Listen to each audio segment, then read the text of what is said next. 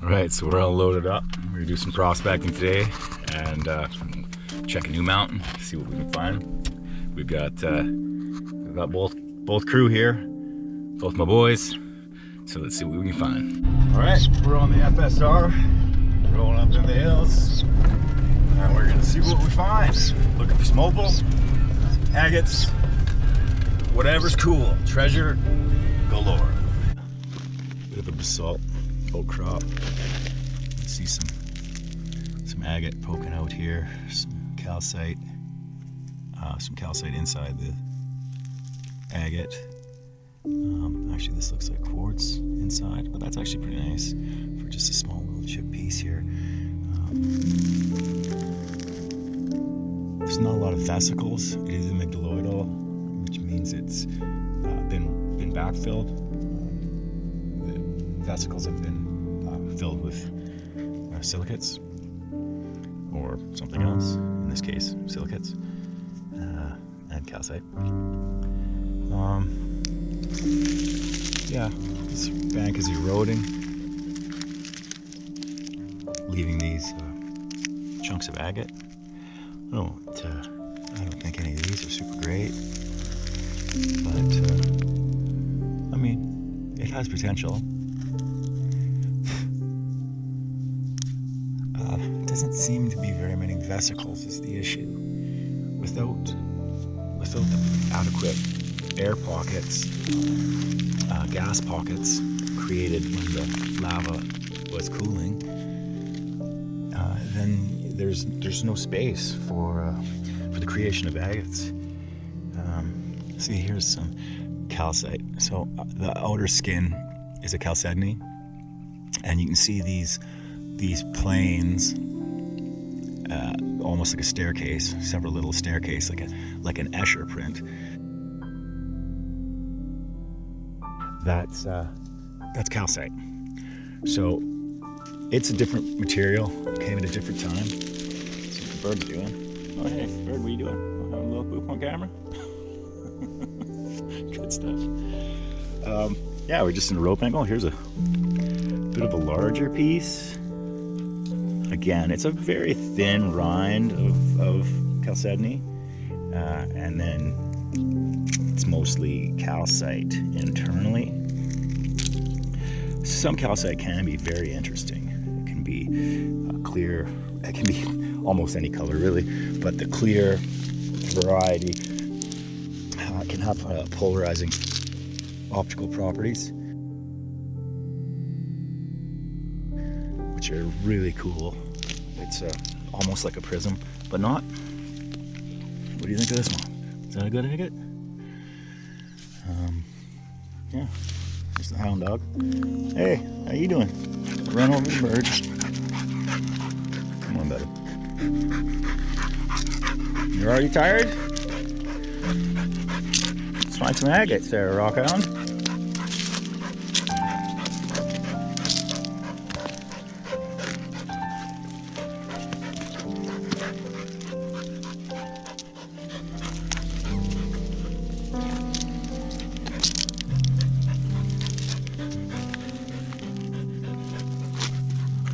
Yeah, I mean, there is potential up here. These broken pieces, I mean, probably broken by the road creation.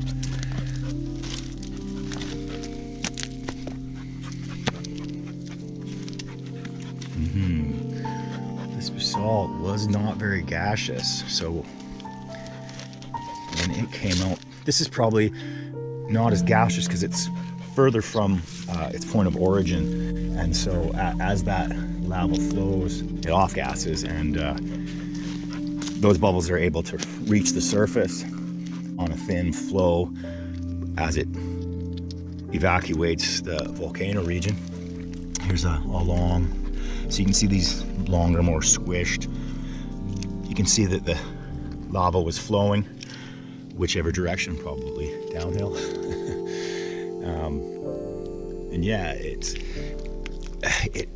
basically got rid of all of its gas. I mean, there's a potential that it wasn't highly gaseous to begin with, but I think it's just the flow the flow allowed the gas to evacuate.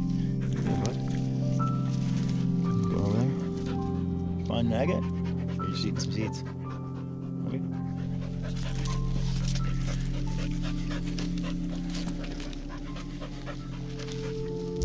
Diddy. Connor. It's just a plane, buddy. He's a little concerned about that. You having a little snack? You wanna come on? Connor, come on.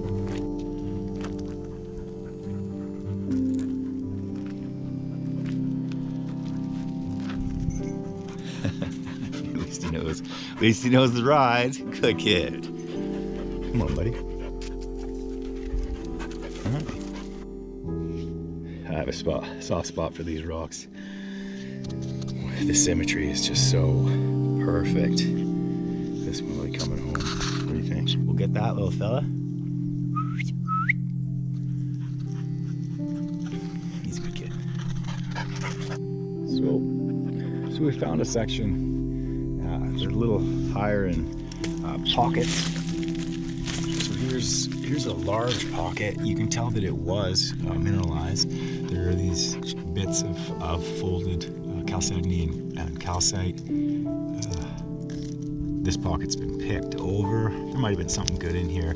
I'm not sure it was very good. Just due to the low silication and crumbly nature of this salt. This kind of looks like a pocket, but it's, yeah, there might be some. Nope.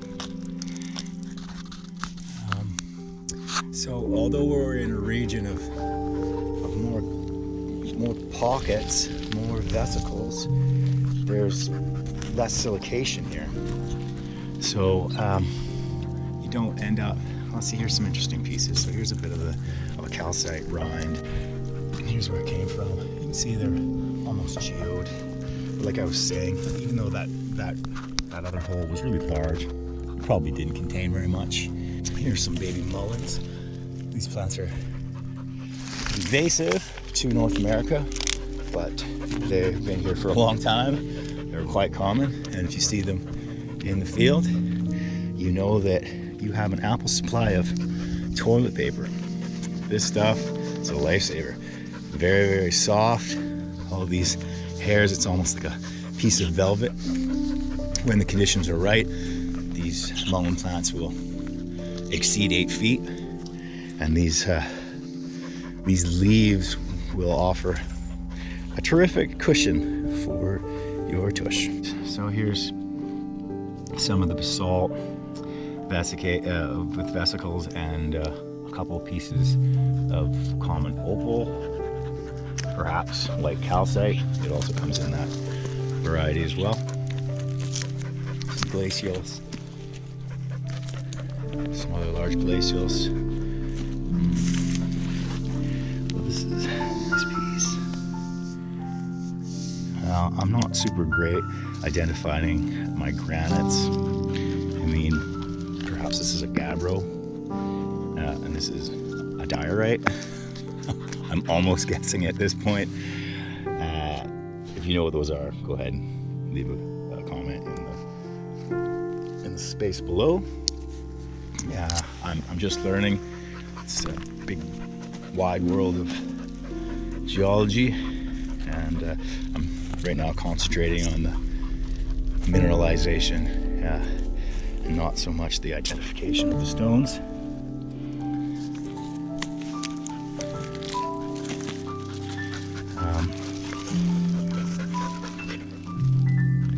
So these look like perhaps feldspar.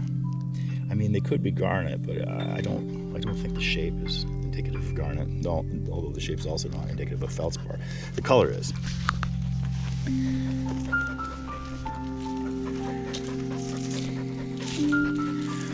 Another nice one. Oh geez, that one almost perfect, except for this little divot. Matches my other quite nicely. I think I might have to take that. They'll stack well. See here we're in a grate. stand of mullen. I'm 6 feet tall. These are nearly 2 meters. Yes, I switch between measurements because I was born in that interim between metrification and imperial. So here's some more calcite. You can see how it forms in layers, creating this staircase. Again, not much really of a find, not worth our time. A wild rose. It's past its season, but it's producing rose hips. Very high in vitamin C. Birds love them, people love them. There you go. Take it. Yeah, there you go. I'll drop it. Yeah, at this site, there's just some more of this calcite. Not worth our effort, but the parrot wanted to have a bite to eat. So we're eating some rose hips. No, it's mostly the skim. Very, very high in vitamin C. There's some quite pithy seeds in here, as you see. You don't want to eat those. They're unnecessary. But the outside is very nice. There are a couple of varieties of the rose hips, and I believe one of them had a nickname by the natives, Itchy Bum. By eating too much, you get an itchy bum. I don't know how that works. I don't know if this is the one. I won't be eating too much. So I think these kids are pretty much over rock hounding. It's a hot day, so they want to swim. I saw this over here. I don't know what we're looking at, but it's not too swampy. You can go for a swim. Are you coming, or are you staying in the trees? You can get eaten by a sparrowhawk. Hey, what are you doing? You coming?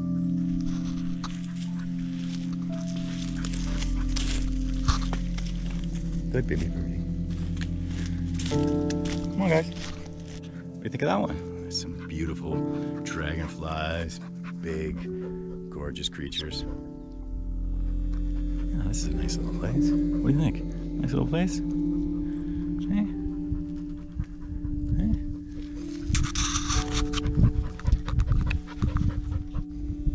Come on. Come on. Good birdie. Good birdie. Good one. Good one. Good flying. What are you doing? You do good. What are you doing? What are you doing? Oh, you're gonna go over there? What's over here? Nothing? Anything good, dudes?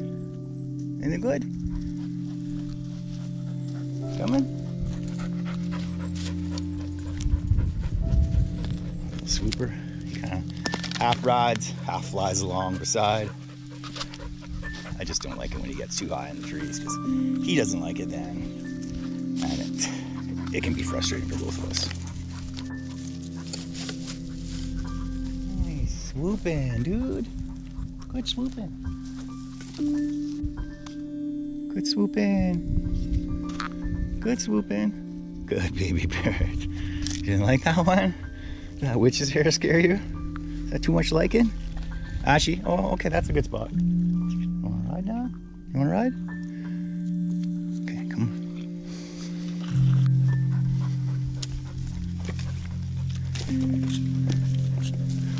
Okay. Should we go out on this section here? What are you doing?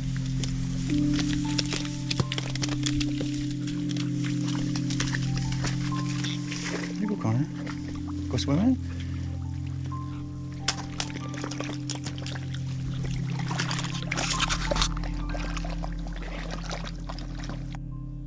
We have some blackcurrant. Those are edible. They're a little bitter, but not bad. I mean, in a pinch. I seem to have a alien chest buster happening. Oh, don't feel good. Oh, don't feel good. Oh no, I don't feel good. Which way are you going? Little weirdo.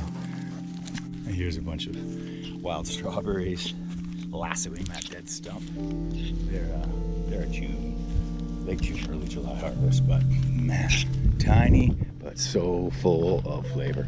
Kind of like this guy. Tiny, but so full of flavor. Oh, Dee Dee, you're a good bird. Not many birds go walking in the wild.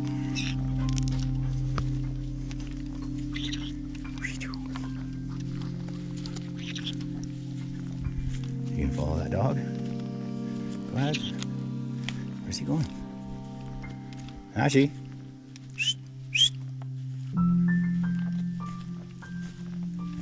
Good boy. What are you doing?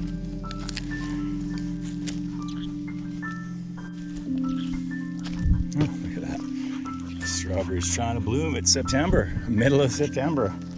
It's a little bit unusually warm, but we have fairly clear skies today, despite the apocalypse happening in the United States right now.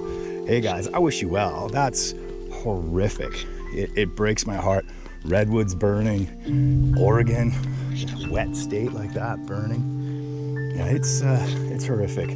Hopefully we get some rain up here in the north and we can send all our firefighters down there to help you guys out. Put out those fires, save your towns. It's nobody wants to see that. Nobody wants to breathe that air, and hopefully we can help. We've helped pretty much every year through the last decade of climate change. And where are you going, bud? Good bird. Come on, nice, good fly. So yeah, like I was saying, hopefully we have our autumn weather, well, our old autumn weather occur pretty soon, so these dry forest fires can get quenched, start my mushroom foraging season, and our Canadian firefighters can get down there and help you battle your blazes.